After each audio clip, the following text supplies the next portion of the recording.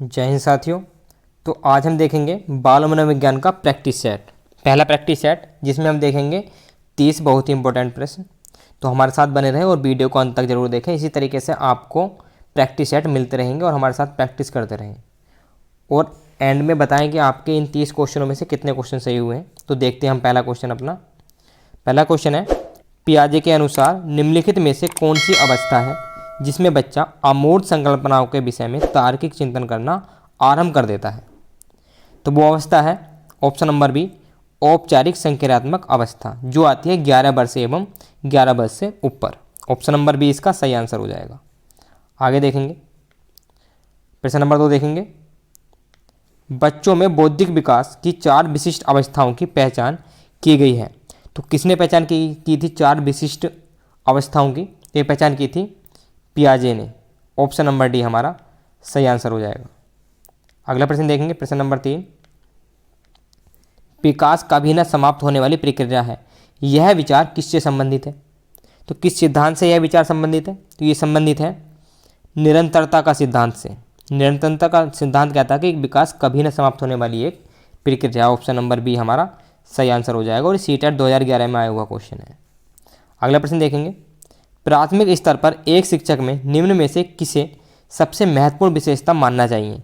तो वो कौन सी सबसे महत्वपूर्ण विशेषता है जो एक टीचर में होनी चाहिए? तो इसका आंसर हो जाएगा ऑप्शन नंबर बी, धैर्य और दृढ़ता। ऑप्शन नंबर बी हमारा सही आंसर हो जाएगा। तो ऐसा नहीं होना चाहिए कि कोई बच्चा नहीं सीख रहा, 2 बार में नहीं सीख रहा है तो टीचर को उसका अपना धैर्य खो दे और उसको सिखाना ही बंद कर दे। तो धैर्य होना चाहिए टीचर के अंदर। अगला प्रश्न देखेंगे, प्रश्न नंबर 5, निम्न में से कौन सा शिक्षार्थियों में सृजनात्मकता का पोषण करता है? तो इसका आंसर हो जाएगा ऑप्शन नंबर बी, प्रत्येक शिक्षार्थी की अंतर्जात प्रतिभाओं का पोषण करना एवं प्रश्न करने के अवसर उपलब्ध कराना, कि बच्चों को प्रश्न करने के अवसर उपलब्ध कराया जाए, उन्हें डांट कर न बैठाया जाए। ऑप्शन नंबर बी हमारा सही आंसर हो जाएगा। अगला प्रश्न देखेंगे, प्रश्न नंबर 6, वह अवस्था जब बच्चा तार्किक रूप से वस्तुओं व घटनाओं के विषय में चिंतन प्रारंभ कर देता है, तो वो कौन सी अवस्था होती है? तो वो अवस्था होती है मूर्त संक्रियात्मक अवस्था। ऑप्शन नंबर डी हमारा सही आंसर हो जाएगा। और ये क्वेश्चन साथियों सीटेट और यूपीटेट 2011 दोनों में आया हुआ है, इंपॉर्टेंट क्वेश्चन है। आगे देखेंगे, निम्नलिखित में से किस अवस्था में बच्चे अपना समवयस्क समूह के सक्रिय सदस्य हो जाते हैं? तो ये हो जाते हैं साथियों किशोरावस्था में। ऑप्शन नंबर ए हमारा सही आंसर हो जाएगा। अगला प्रश्न देखेंगे, निम्न कक्षाओं में शिक्षण की खेल विधि आधारित है। तो शिक्षण की खेल विधि किस पर आधारित है? तो ये आधारित है साथियों विकास एवं वृद्धि के मनोवैज्ञानिक सिद्धांत पर। विकास एवं वृद्धि के मनोवैज्ञानिक सिद्धांत पर खेल विधि आधारित है। ऑप्शन नंबर सी हमारा सही आंसर हो जाएगा। अगला प्रश्न देखेंगे, प्रश्न नंबर 9, बच्चों के संज्ञानात्मक विकास को सबसे अच्छे तरीके से कहाँ परिभाषित किया जा सकता है? तो संज्ञानात्मक विकास को परिभाषित किया जा सकता है घर में। ऑप्शन नंबर बी सी हमारा सही आंसर हो जाएगा। अगला प्रश्न देखेंगे, निम्न में से कौन पियाजे के अनुसार बौद्धिक विकास का निर्धारक तत्व नहीं है? तो बौद्धिक विकास का निर्धारक तत्व नहीं है, वो है सामाजिक संचरण, social transmission. Option number A हमारा सही आंसर हो जाएगा। अगला देखेंगे, क्वेश्चन नंबर 11, बालकों की सोच अमूर्तता की अपेक्षा मूर्त अनुभवों एवं प्रत्ययों से होती है, यह अवस्था है। तो वह कौन सी अवस्था, किस वर्ष से किस वर्ष तक की अवस्था होती है? तो ये होती है ऑप्शन नंबर ए 7 से 12 वर्ष तक की अवस्था। ऑप्शन नंबर ए हमारा सही आंसर हो जाएगा। अगला प्रश्न देखेंगे, विकास के संदर्भ में निम्न में से कौन सा कथन सत्य नहीं है? तो विकास के संदर्भ में कौन सा कथन सत्य नहीं है? विकास की प्रत्येक अवस्था में अपने खतरे हैं, ये भी सही कथन है। दूसरा, विकास उकसाने या बढ़ावा देने से नहीं होता है। विकास बढ़ावा देने या उकसाने से नहीं होता है, तो इसका आंसर ऑप्शन नंबर बी सही हो जाएगा। ऑप्शन नंबर बी हमारा सही आंसर हो जाएगा। अगला प्रश्न देखेंगे, प्रश्न नंबर 13, निम्न में से कौन सा विकासात्मक कार्य उत्तर बाल्यावस्था के लिए उपयुक्त नहीं है? तो क्वेश्चन नंबर 13 का आंसर हो जाएगा पुरुषोचित या स्त्रियोचित सामाजिक भूमिकाओं को प्राप्त करना। ऑप्शन नंबर बी हमारा सही आंसर हो जाएगा इस क्वेश्चन के लिए। आगे देखेंगे, विकास का अर्थ है, विकास का क्या अर्थ है साथियों? तो विकास का अर्थ है ऑप्शन नंबर डी, परिपक्वता, एवं अनुभव के फलस्वरूप होने वाले परिवर्तनों की श्रृंखला। ऑप्शन नंबर डी हमारा सही आंसर हो जाएगा।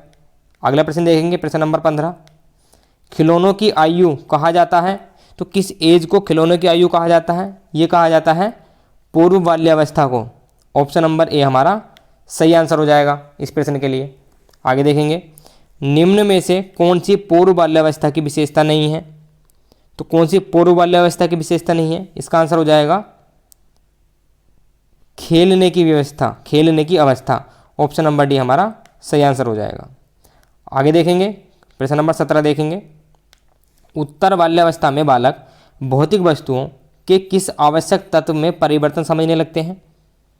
तो इसका आंसर हो जाएगा द्रव्यमान, संख्या और क्षेत्र में, कि वह कितनी संख्या में है, कितनी भारी है और कितना स्थान वो घेर रही है, इन सब के बारे में समझने लगता है। अगला प्रश्न देखेंगे, व्यक्तित्व स्थायी समायोजन है, तो व्यक्तित्व किसका स्थायी समायोजन है? इन सभी का। ऑप्शन नंबर डी हमारा सही आंसर हो जाएगा, पर्यावरण के साथ भी, प्रकृति के साथ भी और जीवन के साथ भी। प्रश्न नंबर 19 देखेंगे, दूसरे वर्ष में अंत तक शिशु का शब्द भंडार कितना हो जाता है? तो दूसरे वर्ष के अंत तक शिशु का जो शब्द भंडार हो जाता है वो हो जाता है लगभग 100 शब्द। अगला प्रश्न देखेंगे, प्रश्न नंबर 20। शर्म तथा गर्व, शेम एंड प्राउड जैसी भावना का विकास किस अवस्था में होता है? तो किस अवस्था में जाकर इस तरीके की भावना का विकास होता है? ये होता है बाल्यावस्था में। ऑप्शन नंबर बी हमारा सही आंसर हो जाएगा। मैकडूगल के अनुसार मूल प्रवृत्ति जिज्ञासा का संबंध कौन से संवेग से है? साथियों, मूल प्रवृत्ति जिज्ञासा के जो प्रतिपादक थे वो थे मैकडूगल। तो मैकडूगल के अनुसार मूल प्रवृत्ति जिज्ञासा का संबंध कौन से संवेग से है? तो इसका आंसर हो जाएगा आश्चर्य। ऑप्शन नंबर सी हमारा सही आंसर हो जाएगा क्वेश्चन नंबर 21 के लिए। अगला प्रश्न देखेंगे, प्रश्न नंबर 22। शैशवावस्था की मुख्य विशेषता क्या नहीं है? तो शैशवावस्था की मुख्य विशेषता जो नहीं है वो है चिंतन प्रक्रिया, क्योंकि चिंतन तो साथियों जब बच्चा बड़ा हो जाएगा उसके बाद ही करेगा। तो ऑप्शन नंबर सी हमारा सही आंसर हो जाएगा इस प्रश्न के लिए। किस मनोवैज्ञानिक के अनुसार विकास एक सतत और धीमी प्रक्रिया है? वेरी इंपॉर्टेंट है ये। तो विकास एक सतत और धीमी प्रक्रिया, यह किसने कहा था? तो ये कहा था स्किनर ने। ऑप्शन नंबर सी हमारा सही आंसर हो जाएगा। अगला प्रश्न देखेंगे, बाल्यावस्था होती है, बाल्यावस्था किस वर्ष तक होती है? तो इसका आंसर हो जाएगा बाल्यावस्था का ऑप्शन नंबर बी 12 वर्ष तक। 12 वर्ष तक बाल्यावस्था होती है, उसके बाद किशोरावस्था लग जाती है। अगला प्रश्न देखेंगे, प्रश्न नंबर 25। व्यक्तित्व विकास की एक अवस्था है, तो इसका आंसर हो जाएगा अधिगम एवं वृद्धि की। ऑप्शन नंबर ए हमारा सही आंसर हो जाएगा। अगला प्रश्न देखेंगे, विकास में वृद्धि से तात्पर्य है, विकास में वृद्धि से क्या तात्पर्य है? तो इसका आंसर हो जाएगा आकार, सोच और समझ कौशलों में वृद्धि। तो विकास में वृद्धि से तात्पर्य होता है कि उनके आकार में वृद्धि हो, सोच में वृद्धि हो और समझ कौशलों में भी वृद्धि हो। अगला प्रश्न देखेंगे, परिपक्वता का संबंध है, तो परिपक्वता का संबंध किससे है? परिपक्वता का संबंध है विकास से। ऑप्शन नंबर ए हमारा सही आंसर हो जाएगा। अगला प्रश्न देखेंगे, तनाव और क्रोध, टेंशन एंड एंगर किस अवस्था के हैं? किस अवस्था में टेंशन और एंगर आते हैं? तो इसका आंसर हो जाएगा क्वेश्चन नंबर 28 का ऑप्शन नंबर बी किशोरावस्था में। किशोरावस्था में ज़्यादातर तनाव और क्रोध आते हैं। अगला प्रश्न देखेंगे, बच्चों की रुचि बनाए रखने के लिए आप कौन सी विधि का चयन करेंगे? तो पढ़ाई में बच्चों की रुचि बनाए रखने के लिए कौन सी गतिविधि का यूज़ करेंगे आप? तो इसका आंसर हो जाएगा ऑप्शन नंबर डी, बच्चों को स्वयं गतिविधि करने के लिए देंगे, जिससे कि बच्चों में जागरूकता पैदा हो और उनमें इंटरेस्ट आए। तो आज का लास्ट प्रश्न देखेंगे, क्वेश्चन नंबर 30। एक बच्चे की मानसिक आयु 12 वर्ष एवं वास्तविक आयु 10 वर्ष है, तो उसकी बुद्धि लब्धि क्या होगी? तो एक बच्चे की मानसिक आयु है 12 वर्ष और इसकी जो वास्तविक आयु है वो है 10 वर्ष, तो उसकी बुद्धि लब्धि होगी साथियों ऑप्शन नंबर सी 120 वर्ष।